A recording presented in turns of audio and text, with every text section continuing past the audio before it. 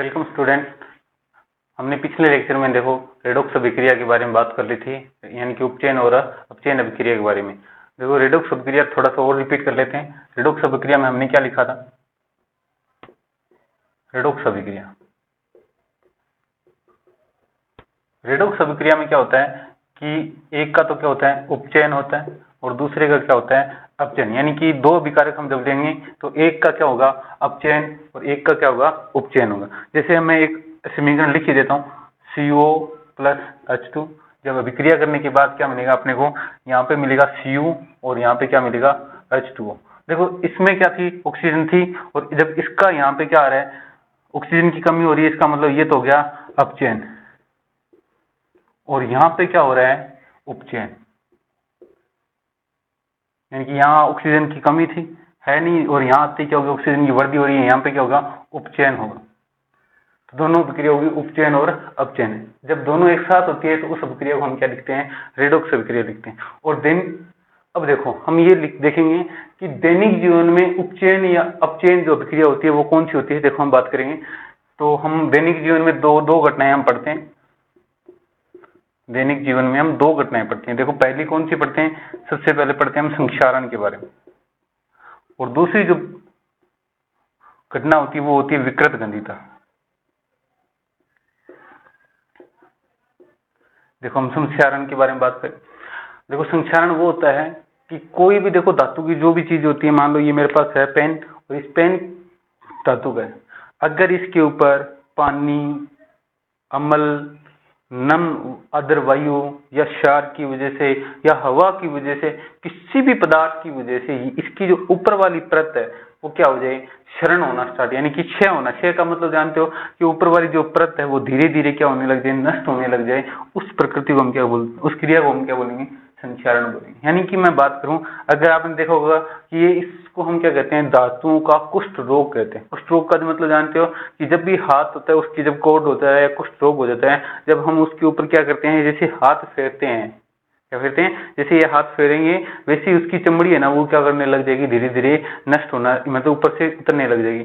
वैसे ही क्या होता है लोहे में होता है। हमने जैसे अभी बात की थी जो संतुलित अभिक्रिया पढ़ी थी, तब क्या पढ़ा था? Fe प्लस H2O अभिक्रिया करने के बाद क्या बनाते हैं? Fe3O4 प्लस H2 बनाता है। ये हमने बात की थी। अब यहाँ पे देखो क्या था कि हमारे पास जो लोहा है वो ठोस रूप में था, और ये किस में था? गैस के रूप में था, या लिक्विड के रूप में रख लो, कोई दिक्कत नहीं है।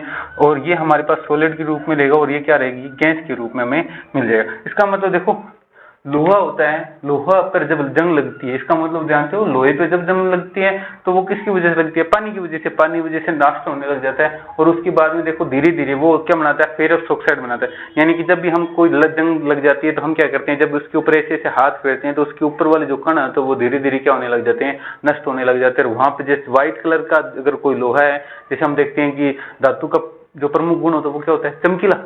जब चमकीला होता है इसका मतलब क्या है? जब धातु के ऊपर जो परत होती है वो चमक होती है, लेकिन जब इसके ऊपर पानी की वजह से या अम्ल की वजह से क्या करते हैं? इसके ऊपर गर्म मतलब डालते हैं तो वो क्या हो जाते हैं? काले रंग के क्या हो जाते हैं? धब्बे होने स्टार्ट होते हैं। ये हम दैनिक जीवन में देखते हैं कि हमारे लोहे के गेट होते हैं, लोहे की रेलिंग होती है, या लोहे की किवाड़ होते हैं, या फिर हमारे कोई भी XYZ जितने भी कलपुर्जे वगैरह होते हैं मशीनों के, उनके ऊपर क्या होता है? लोहे की अगर शुद्ध रूप से होगा तो उसका क्या होने लग जाएगा? क्षरण होने लग जाता है। इसको बचाने के लिए हम किसका उपयोग करते हैं? जैसे ग्रीस लगाते हैं और यशद लेपन करते हैं, वगैरह वगैरह काम करते हैं। वो हम क्या पढ़ेंगे? कौन सी पार्ट में पढ़ेंगे? तीसरे पार्ट में पढ़ेंगे, जब धातुओं की और अधातुओं की बात करेंगे, जब धातुओं को संरक्षण का नियम करेंगे, संक्षारण से बचाने के उपाय बताएंगे, तब हम इसकी बात करेंगे। सबसे पहले मैं एक बात बता देता हूँ कि इसके बारे में बता देते हैं।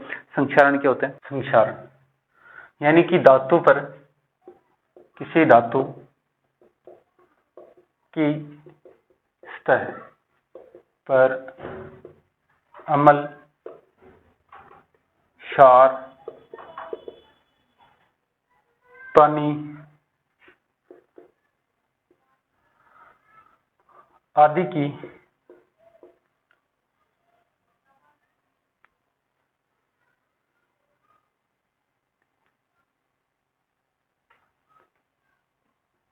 के संपर्क में आकर आकर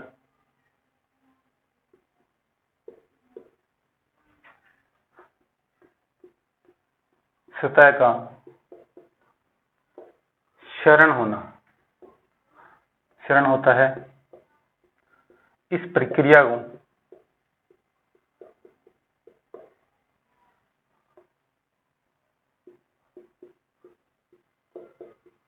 संक्षारण कहते हैं।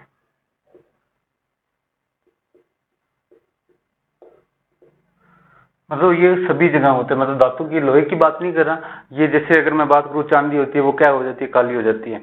अगर मैं बात करूँ तांबा होता है, तांबे के लोटे होते हैं, वो धीरे धीरे ऑक्साइड होकर क्या बना लेते हैं, हरे रंग की क्या बना देते हैं, परत बना देते हैं। जैसे हमने शक्ति श्रेणी की बात की थी, मतलब सबसे कम कौन सा होता है अपने पास, सोना होता है। उसके ऊपर कौन सी होती है, चांदी होती है। उसके ऊपर कॉपर, उसके ऊपर हम बात करें जिंक, एल्यूमिनियम, फेरस, ये सारे के साथ क्या करते हैं, या तो अम्ल के साथ अभिक्रिया करते हैं, या जल के साथ करते हैं, या वाष्प के साथ, किसी न किसी के साथ ऑक्साइड बनाएंगे। तो उन धातुओं का की जो सतह होती है वो क्या होने लग जाती है, क्षरण होना स्टार्ट हो जाता है। जब क्षरण होना स्टार्ट हो जाता है तो उसकी जो ऊपर वाली जो परत है वो धीरे धीरे नष्ट होने लग जाती है, यानी कि उनके अंदर क्या पड़ने लग जाते हैं, धीरे धीरे खड्डे पड़ने लग जाते हैं। तो इस विधि को हम क्या कहते हैं, इस प्रक्रिया को हम क्या कहते हैं, संक्षारण कहते हैं। तो उदाहरण लिख लेते हैं, इसकी उदाहरण 1 नंबर लिखें, लोहे पर जंग लगना। अगर बात करें दूसरा उदाहरण देखें तो क्या कहेंगे, चांदी की आभूषण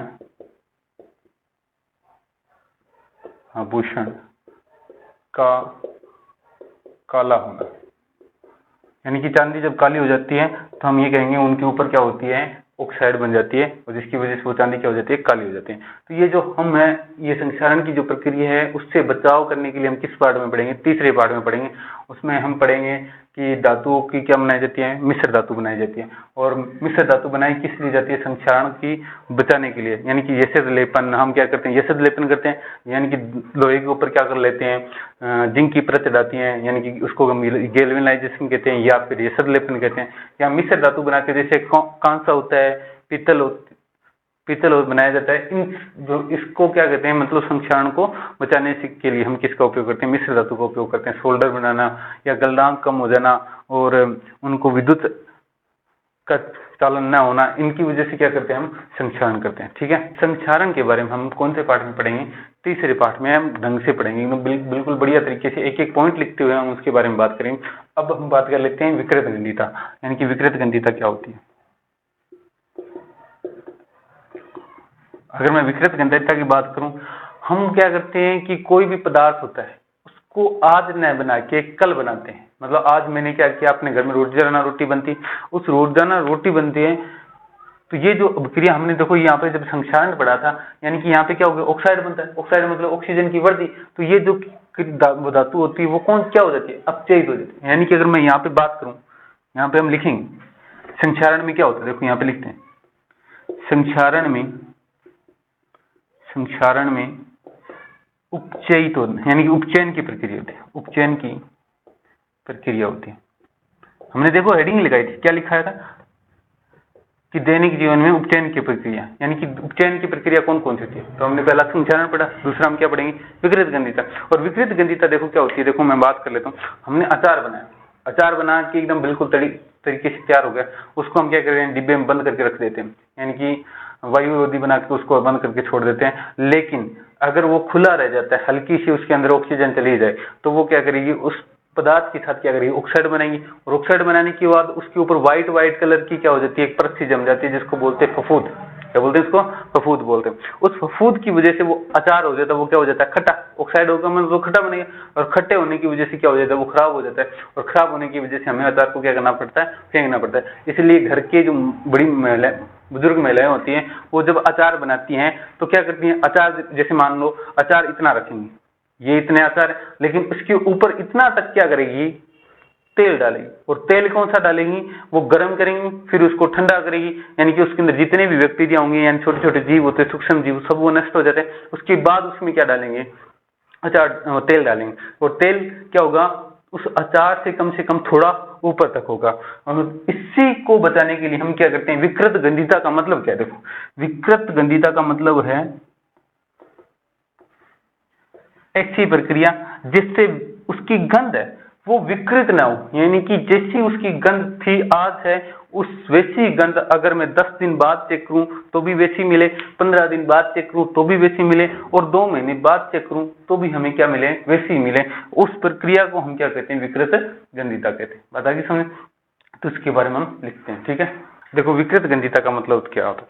हम देखते हैं कि जब खाना खाते हैं या खाना बनाते हैं तो देखना, आपने देखोगे जब खाना बनाते हुए खाना बच जाता है, ठीक है, और खाना बच जाता है, जैसे मान लो सब्जी बच गई या कोई और चीज बच गई, तो उसको हम क्या करते हैं, जैसे आटा मानते हैं, आटे के ऊपर क्या लगाते हैं, या तो घी लगा के छोड़ते हैं या क्या करते हैं उसको तेल लगा के छोड़ते हैं, और जिसकी वजह से क्या होगा, जो भी बैक्टीरिया यानी कि जो ऑक्साइड होगी, मतलब ऑक्सीजन है, वो क्या करेगी, उस पदार्थ के साथ क्या करेगी, अभिक्रिया नहीं कर पाएगी, और अभिक्रिया नहीं करेगी तो क्या नहीं होगी, उपचयित नहीं होगी, और उपचयित नहीं होगी तो उसकी जो स्मेल है वो वैसी की वैसी क्या रहेगी, 2 दिन तक बाद रहेगी। ठीक है, अब बात यह है कि उसको लंबे टाइम तक चलाना है, इसका मतलब क्या करना है, अपने को विकृत गंधिता, विकृत का मतलब होता है उसकी जो गंध है वो क्या नहीं होनी चाहिए, चेंज नहीं होती। अब जैसे मान लीजिए चलो आज हमने क्या किया, अचार डाला, और कौन सा अचार डाला, केरी का अचार का डाला, और जैसे केरी का अचार डाला आज नहीं 10 दिन बाद नहीं, जैसे 15 दिन बाद वो पक गया, और पकने के बाद जब हम उसको खाते हैं जो स्मेल क्या थी पहले दिन थी वही स्मेल क्या रहती है, बाद में रहती है ना। इसका मतलब, और उसको देखो अगर बाद में करें, अगर 1 साल तक खाते रहें तो वो स्मेल रहती है कि नहीं रहती, इसका मतलब उसमें पानी की मात्रा नहीं होनी चाहिए। दूसरी बात क्या नहीं होनी चाहिए, उसके अंदर ऑक्सीजन की मात्रा नहीं होनी चाहिए, यानी कि वो जो पदार्थ है वो क्या होने चाहिए, यानी कि अगर पदार्थ यहाँ पड़ा है तो उसके बीच में क्या होनी चाहिए, एक लेयर होनी चाहिए, जिसकी वजह से क्या करते हैं हम उसको स्टोर करके रखते हैं। बात आगे सुने, विकृत गंधिता का हमारे पास एक ही बात है कि अगर कोई भी पदार्थ, खाद्य पदार्थ या खाद्य सामग्री से बात करें, खाद्य सामग्री को उपचयित होने से बचाने के लिए तेल या वसा युक्त खाद्य सामग्री को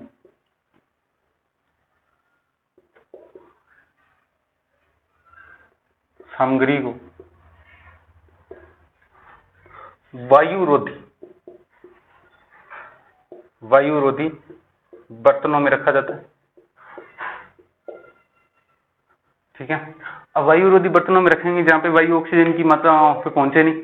दूसरी बात, आपने सबने चिप्स खाई है, ठीक है, कुरकुरे खाए, टेस्टी खाइए, यानी कि जितने भी खाद्य पदार्थ आते हैं जो क्या आते हैं पैकिंग में आते हैं, तो उनके अंदर देखा होगा वो फूले फूले रहते हैं, और क्या होता है कि मात्रा क्या होती है कम, और उसके अंदर क्या होती है, एक गैस भरी जाती है। यानी कि हम बात करें चिप्स की जो थैली होती है, चिप्स की थैली में कौन सी गैस भरी जाती है, चिप्स की थैली में कौन सी गैस भरी जाती है, नाइट्रोजन गैस भरी जाती है। कौन सी गैस भरी जाती है, नाइट्रोजन गैस भरी जाती है। इसका मतलब है नाइट्रोजन अक्रियाशील गैस है, और अक्रियाशील गैस यानी कि वो किसी के साथ अभिक्रिया नहीं करती, बहुत कम है वो ऑक्सीजन के साथ अभिक्रिया करती है।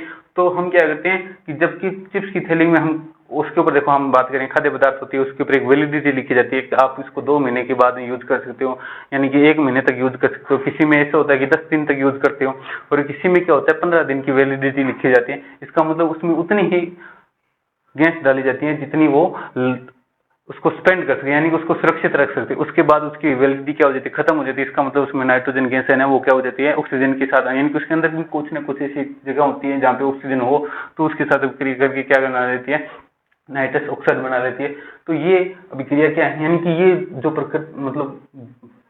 प्रक्रिया है वो कौन सी होती है, विकृत गंधिता होती है। बता कि समझ, तो बस ये है, इतना ही है। इसके अपने यहाँ पे मोस्ट इंपोर्टेंट बात है वो क्या होती है, देखो इसमें मोस्ट इंपोर्टेंट बात में अपने पास 2 ही बातें आएंगी। देखो अपने पास कुछ नहीं पूछेगा, पूछने की हमारे पास क्या होगी, या तो ये पूछे 1 नंबर में कि नाइट्रोजन की मतलब कि चिप्स की थैली में कौन सी गैस भरी जाती है, तो कौन सी गैस भरी जाती है, नाइट्रोजन गैस भरी जाती है। एक छोटा सा क्वेश्चन पूछ लेगा। अगर नहीं पूछे, ये ना पूछ के ये पूछ लेगा विकृत गंधिता क्या होती है, तो हम ये बताएंगे कि खाद्य सामग्री को उपचयित होने से बचाने के लिए हम क्या करते हैं, तेल या वसा युक्त खाद्य सामग्री को क्या करते हैं, वायुरोधी बर्तन में रखते हैं। यानी कि हमने अचार बनाया तो इसे थोड़ी एक खुले में छोड़ दिया, नहीं, उसको क्या करते थे, एकदम बिल्कुल पैक करते थे और उसके ऊपर एकदम बिल्कुल टाइट करके ढक्कन लगाते हैं। ठीक है, तो ये जो प्रक्रिया है उसको हम क्या कहते हैं, विकृत गंधिता कहते हैं। आगे बात है, तो आज हम क्या कर लेंगे, थोड़ा थोड़ा एकदम बिल्कुल शॉर्ट तरीके से एकदम जितना भी पाठ है उसको हम क्या कर लेते हैं, ध्यान में करते हुए एक छोटी सी नोट्स बना लेते हैं जो आपकी समझ में आ जाए। देखो हम क्या करेंगे, पूरा जो पाठ पढ़ा हमने, जितना भी जो भी चीजें पढ़ी, वैसे तो आपको वन लाइनर क्वेश्चन मिल ही जाते हैं, लेकिन फिर भी मैं क्या कर लेता हूँ, उसको थोड़ा सा नोट कर लेते हैं कि देखो हमने क्या पढ़ा था, उसके बारे में बात कर लें। तो हमने सबसे पहले पढ़ा था परिवर्तन के बारे। परिवर्तन में हमने क्या पढ़े थे, दो प्रकार के परिवर्तन पढ़े थे। तो पहला पढ़ा था हमने भौतिक परिवर्तन, तो ये यहाँ से क्वेश्चन नहीं पूछते लेकिन लगभग, लेकिन रासायनिक क्वेश्चन के बारे में आपसे पूछ सकता है रासायनिक परिवर्तन क्या होता है। तो रासायनिक अभिक्रिया बात कर लेते, रासायनिक अभिक्रिया लिख देंगे। उसके बाद देखो हमने बात की थी समीकरण के बारे में। समीकरण कितने प्रकार की होती है, दो प्रकार की हमने बात की थी, ये लिखने के रूप में, यानी कि अगर मैं बात करूं ये, तो ये रूप होते हैं, यानी कि अगर मैं लिखूंगा कैसे, तो दो प्रकार के रूप लिखेंगे। तो कौन सा रूप लिखेंगे, पहला तो लिखेंगे शब्द समीकरण, इसी को हम क्या कह सकते हैं, नाम समीकरण कह सकते हैं। नाम समीकरण क्या होती है, तो बात कर लेते हैं कि अगर मैं सीधे समीकरण, अभिकारक होते हैं, उत्पाद होते हैं, उनको सीधा नाम लिख के, यानी कि जैसे बात करें मैग्नीशियम है, दूध है, दही है, जो भी है, उसको सीधा अगर मैं नाम लिखूं तो क्या होता है, उस समीकरण को हम क्या कहेंगे, शब्द समीकरण कहेंगे। और दूसरा क्या होगा, प्रतीक के रूप में, यानी कि जो तत्व होते हैं उन तत्वों के क्या होते हैं, परमाणु प्रतीक होते हैं, उन प्रतीकों के अगर रूप में लिखूं तो वो कौन सी जाएगी, प्रतीक समीकरण हो जाएगी। जैसे मैं बात कर लेता हूँ, इसके बारे में बता देता हूँ। जैसे मैग्नीशियम प्लस ऑक्सीजन बात की थी, तो क्या बनाया था, मैग्नीशियम ऑक्साइड, यानी कि ये जो प्रक्रिया, ये जो समीकरण लिखी है वो कौन सी होगी, प्रतीक समीकरण के रूप में हो गई। अब बात आती है कि समीकरण दो प्रकार की होती है, मैंने बात की थी, कौन कौन सी होती है, एक तो संतुलित समीकरण होती है और एक कौन सी होती है, असंतुलित समीकरण। पहली संतुलित समीकरण कौन सी होती है, यानी कि परमाणु के अंदर जो अभिक्रिया हुई है उसके अंदर अभिकारक लेते हैं और वो क्या लेते हैं, उत्पाद लेते हैं। तो अभिकारक और उत्पाद में परमाणु में जो तत्व होंगे वो क्या होनी चाहिए, बराबर मात्रा में, यानी कि अगर मैं बात करूं इक्वल होने चाहिए। इधर जितने परमाणु लेंगे उतनी क्या होनी चाहिए, इधर परमाणु में उत्पाद के रूप में मिलने चाहिए। तो वो जो समीकरण होगी वो कौन सी होगी, संतुलित समीकरण। अगर मान लो अभिकारक ज्यादा ले लिए, उत्पाद कम मिले, इसका मतलब वो कौन सी समीकरण होगी, असंतुलित। या उत्पाद ज्यादा ले लिए और हमें अभिकारक कम लिए लेकिन उत्पाद क्या मिले, ज्यादा, इसका मतलब हमारे पास वो समीकरण कौन सी होगी, असंतुलित। असंतुलित समीकरण के तीन नाम होते हैं, देखो हमने बात की थी ढांचा समीकरण, ढांचा समीकरण, दूसरी बात करें कोंकाली समीकरण, ये क्या है, इसके रूप है। ठीक है, अब देखो संतुलित करने के लिए हमारे पास कौन सी विधि होती है, वो होती है हिट एंड ट्रायल विधि। तो यहाँ से भी एक क्वेश्चन पूछ सकता है कि संतुलित करने के लिए जो समीकरण होती है उस समीकरण की विधि का नाम क्या होता है, तो कौन सी विधि होती है, हिट एंड ट्रायल विधि नाम होता है। ठीक है, तो यहाँ से एक नंबर का क्वेश्चन फिर भी उठ सकता है। ठीक है, उसके बाद हमने ये पढ़ा था,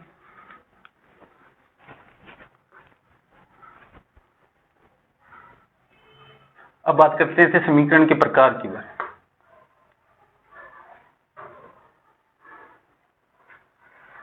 समीकरण के क्या बताए थे, उन्हें प्रकार बताए थे, समीकरण के प्रकार। पहला हमने बात की थी संयोजन। देखो संयोजन में क्या होता है कि यौगिक क्या करते हैं, जुड़ते हैं, अर्थात A plus b equal to क्या होगा, ए बी होगा। मतलब यानी कि दो अभिकारक आपस में जुड़कर क्या बना लेंगे, एकल उत्पाद का निर्माण करते हैं। ठीक है, और हमने इसी में पढ़ा था ऊष्माक्षेपीय अभिक्रिया। ऊष्माक्षेपीय अभिक्रिया, इसका मतलब ये होता है ऊष्मा का उत्सर्जन, ऊष्मा का उत्सर्जन, यानी कि जब भी संयोजन अभिक्रिया होगी उसमें ऊष्मा का क्या होगा, उत्सर्जन। और ऐसी अभिक्रिया को हम क्या लिखेंगे, ऊष्माक्षेपीय अभिक्रिया लिखेंगे। ठीक है, फिर आती है इसकी उल्टी, यानी कि वियोजन अभिक्रिया। और वियोजन को हम किस नाम से जानते हैं, अपघटन अभिक्रिया के बारे में नाम से जानते हैं। तो यहाँ पे क्या होंगे, इसमें क्या होते हैं, टूटते हैं, क्या करते हैं, टूटते हैं। यानी कि यहाँ क्या होता है, ए किस में टूटेगा, बी प्लस सी। और जब तोड़ेंगे तो ऊष्मा क्या करनी चाहिए कि अपने का ऊष्मा का शोषण होगा। तो ऊष्मा क्या होगी, ऊष्मा शोषी अभिक्रिया कौन सी होती है, जिसमें ऊष्मा का अवशोषण होता है। हमने इसमें तीन प्रकार की अभिक्रिया पढ़ी थी। पहली कौन सी थी, ऊष्मीय अपघटन, प्रकाशीय अपघटन और विद्युत अपघटन। ये तीन प्रकार की क्या होती है, वियोजन अभिक्रिया होती है। फिर हमने एक और प्रकार पढ़ा था, तीसरा नंबर प्रकार पढ़ा था हमने विस्थापन अभिक्रिया। विस्थापन अभिक्रिया में हमने क्या पढ़ा था कि अधिक क्रियाशील तत्व क्रियाशील तत्व कम क्रियाशील तत्व को क्या कर देता है, विस्थापित कर देता है। कम क्रियाशील तत्व को विस्थापित कर देता है, विस्थापित कर देता है। इसी में मैंने एक और बात पढ़ी थी, द्विविस्थापन पढ़ा था। द्विविस्थापन, द्विविस्थापन में क्या होता है, देखो आयनों का क्या होता है, आदान प्रदान। आयनों का आदान प्रदान, ठीक है। और इसी में हमने एक और पढ़ा था, अवक्षेपण अभिक्रिया। तो यहां पे हमें क्या मिलता है, मैं आपको सीधे बता देता हूं। अवक्षेपण अभिक्रिया में क्या होता है, एक अविलेय पदार्थ यानी कि अवक्षेप के रूप में मिलेगा, मतलब अभी उत्पाद मिलेंगे, उनमें एक या दो उत्पाद मिलेंगे। तो एक तो हमें क्या मिलेगा, जल में विलय, और एक क्या मिलेगा, जल में अविलेय। और जल में अविलेय को हम क्या बोलते हैं, अवक्षेप, और इसी अभिक्रिया को हम क्या कहते हैं, अवक्षेपण अभिक्रिया कहते हैं, ठीक है। देखो इसके बाद हम पढ़ेंगे उपचयन अभिक्रिया और अपचयन अभिक्रिया। उपचयन और अपचयन में क्या होता है, हमने बात की थी। देखो उपचयन के अंदर तो क्या होता है, ऑक्सीजन की वृद्धि, ऑक्सीजन की क्या होती है, वृद्धि। जब ऑक्सीजन की वृद्धि होती है तो इसका मतलब वो क्या होगा, ऑक्सीकृत होगा, ऑक्सीकृत होगा, ठीक है। अगर बात करें अपचयन की, तो इसमें क्या होगी, ऑक्सीजन की क्या होगी, की कमी होगी। और जब कमी होगी तो इसको क्या बोलते हैं, विऑक्सीकृत बोलते हैं, ऑक्सीकृत, ठीक है। जब ये दोनों एक साथ होगी तो उसको हम क्या कहेंगे, उपचयन और अपचयन अभिक्रिया कहेंगे, ठीक है। और उसके बाद हमने अभी पढ़ा था संक्षारण के बारे में। संक्षारण में क्या होता है, संक्षारण में क्या होता है, यानी कि जो धातु की सतह धातु होती है वो अम्ल की वजह से, क्षार की वजह से, जल की वजह से, आदि की वजह से उसकी जो सतह होती है, सतह का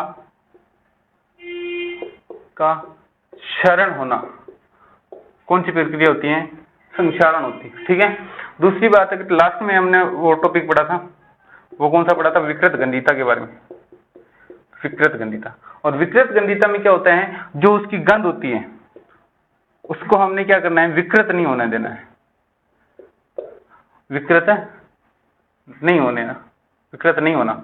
तो वो प्रक्रिया कौन सी होती है, विकृत गंधिता। अगर मैं बात करूं तो ये दोनों की दोनों जो प्रक्रिया है वो कौन सी है, उपचयन की प्रक्रिया, यानी कि दोनों की दोनों जो दैनिक जीवन में हमारे पास होती है, यानी कि धातु का क्षरण भी होता है, तो संक्षारण की प्रक्रिया भी होती है। और विकृत गंधिता हमने अभी बात की थी, अचार की वगैरह में बात कर लें, सब्जी का खट्टा होना है आदि, ये सारी की सारी जो प्रक्रिया होती है वो कौन सी होती है, विकृत गंधिता। चिप्स की थैली में जो गैस भरी जाती है वो कौन सी होती है, नाइट्रोजन गैस भरी जाती है, ठीक है।